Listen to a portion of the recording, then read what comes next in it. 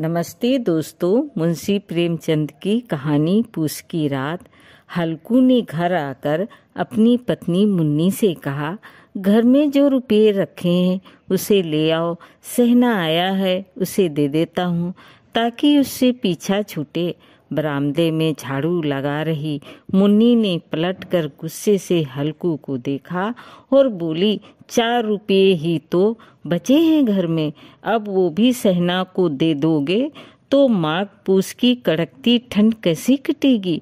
सहना ने कह तो दिया कि अभी पैसे नहीं हैं, फसल काटने पर दे देंगे। हल्कू एक घड़ी सोच में पड़ गया कि मुन्नी की बात भी सही है, कम्बल के बिना ठंड काटना मुश्किल हो जाएगा।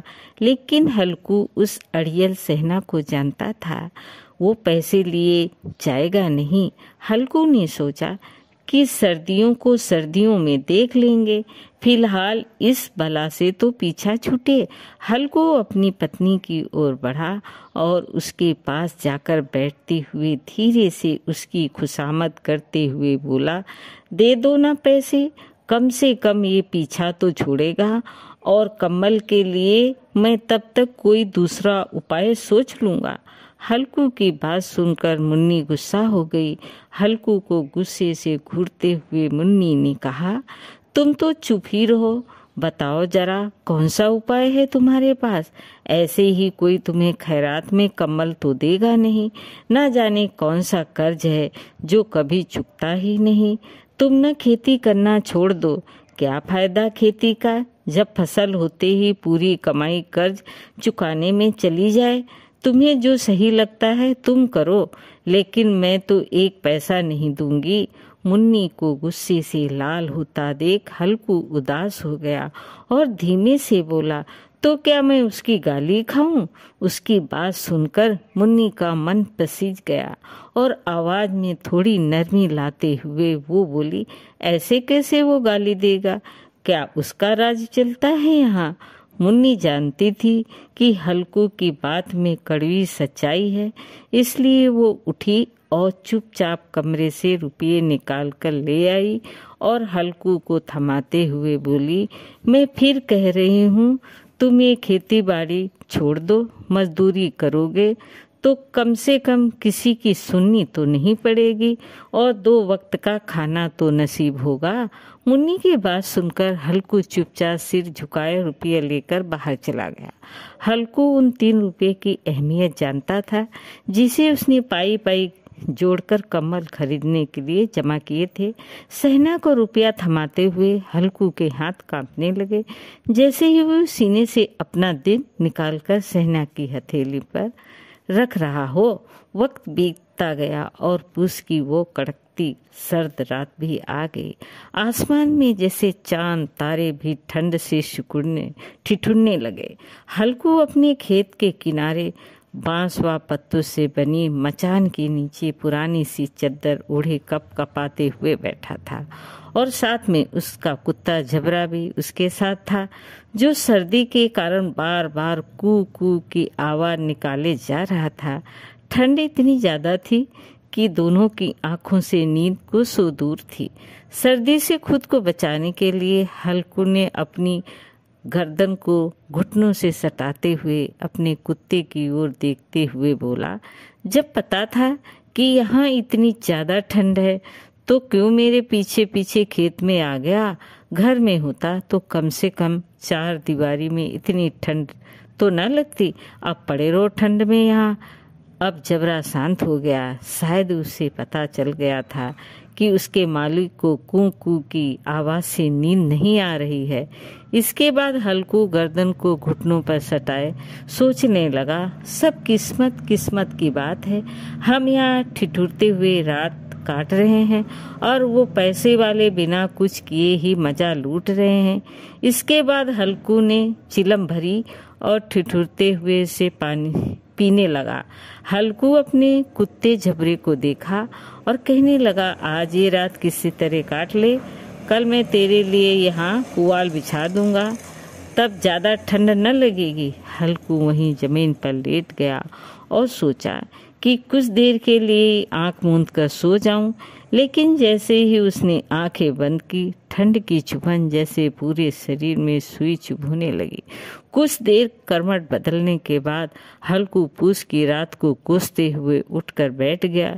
जब सब कुछ करने के बाद भी ठंड जाने का नाम ही नहीं ले रही थी, तो हल्कू ने पास बैठे अपने कुत्ते को उठाया और उसे गोद में लेकर लेट गया। ठंड से बचने के लिए झबरे के शरीर से आ रही दुर्गंध को भी हल्कू ने नजर अंदाज कर दिया। झबरे को भी गर्माहट मिल रही थी और उसने भी आंखें मूंद ली थी और सोने की कोशिश कर रहा था। तभी झबरे को कोई आहट सुनाई दी और वो एकदम सावधान की मुद्रा में खड़ा हो गया। झबरा अचानक मचान से बाहर निकला और इधर उधर दौड़ते हुए जोर जोर से भौंकने लगा। कुछ देर यहाँ वहाँ भौंकने के बाद झबरा दोबारा हल्कू से सटकर बैठ गया। ऐसी ही रात का 1 घंटा बीत गया और ठंड कम होने का नाम ही नहीं ले रही थी। हल्कू उठकर बैठ गया। वो दोनों हाथों से टांगों को कसकर पकड़ते हुए घुटनों पर सीट टिकाए बैठा था। ठंड में हल्कू को लगा कि जैसे उसका खून जम गया हो और वो बेबसी से बस सुबह होने का इंतजार करने लगा।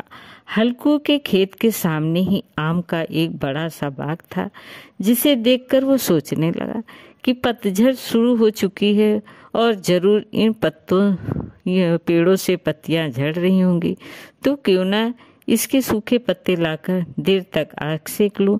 हल्कू ने सोचा कि वह पत्तियां उठाने तो चला जाएगा, पर कहीं रात के अंधेरे में उस पर कोई जानवर हमला न कर दे, उसे देखकर कोई लोग भूत न समझ लें।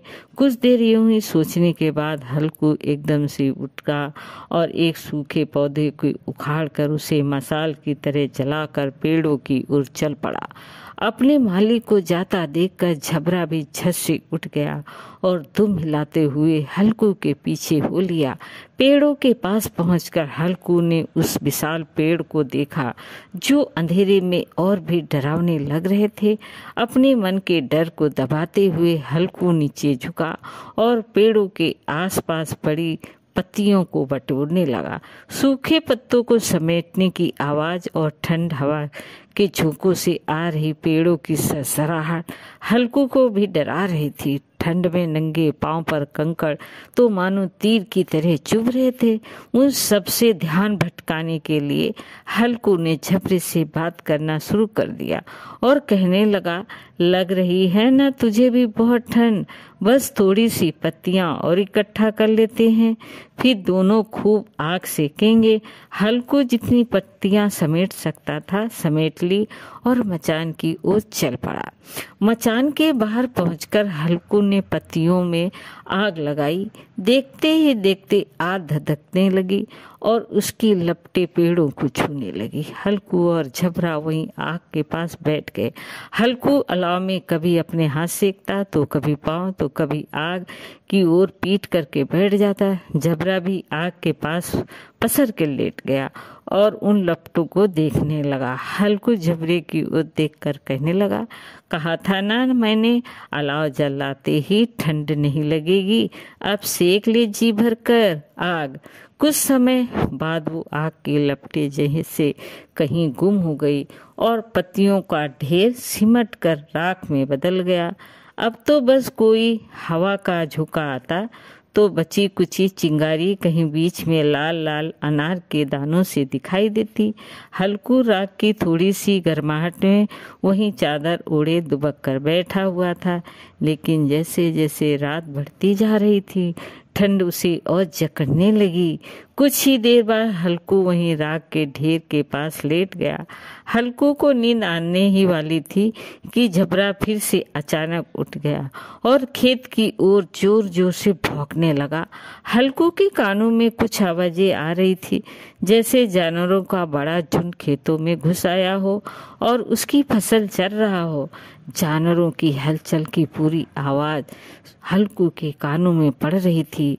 हल्कू आंखें मूंदे ही सोच सोचने लगा कि झबरे के होते हुए भी आखिर कोई जानवर खेतों में कैसे घुस सकता है। जरूर मुझे कोई धोखा हो रहा होगा। हल्कू ने आंखें खोले बिना ही झबरे की आवाज लगाई, लेकिन झबरा खेतों की ओर मुंह किए जोर जोर से भौंकता रहा, पर उसके पास नहीं आया। कुछ देर बाद खेत में चरने की आहट तेज हो गई। अब हल्कू को पूरा यकीन हो गया कि खेत में जरूर जानवर घुस आए हैं। अपने आलस को झकझोरते हुए हल्कू आधे मन से उठकर बैठ गया। इस कपकपाती ठंड में उठकर खेत में जाना और फिर जानवरों को भगाना उसे बेहद मुश्किल लग रहा था। हल्कू वहीं बैठे बैठे झबरे को आवाज देने लगा। हल्कू की आवाज सुनकर झबरा और जोर से भौंकने लगा। खेतों में नील गाय का झुंड घुस आया था, जो पूरी तरह फसल को चरने के साथ ही उसे तहस नहस किए जा रहा था। झबरा अपना गला फाड़ फाड़ कर भौंके जा रहा था, जैसे उन्हें वहां से चले जाने को कह रहा हो। इस बार हल्कू ने पक्का इरादा करते हुए खुद को समझाया और चादर को शरीर पर लपेटते हुए खेत की ओर जाने के लिए कदम बढ़ाने लगा। हल्कू कुछ कदम ही चला था कि अचानक तेज हवा के झोंके ने उसके कदम रोक लिए। हल्कू को ऐसा लगा कि जैसे किसी ने सैकड़ों चुई उसके शरीर में चुभा दी हो और उसका पूरा शरीर अकड़ गया हो। हल्कू दौड़ता हुआ राख के ढेर के पास लौट आया और पास पड़ी लकड़ी से उसे कुदेरने लगा ताकि उसके शरीर को कुछ तो गर्माहट मिले।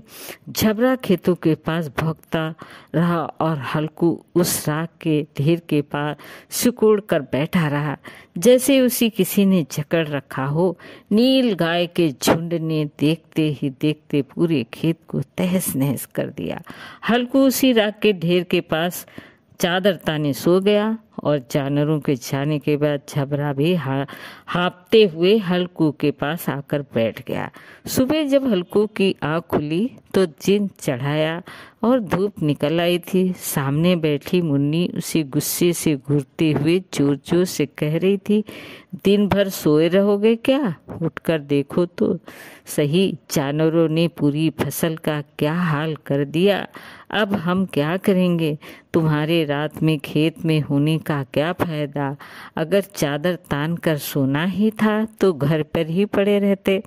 मुन्नी को चुप होते ना देख हल्कू धीरे से उठा और उससे पूछा, क्या तुम खेत से होकर आ रही हो?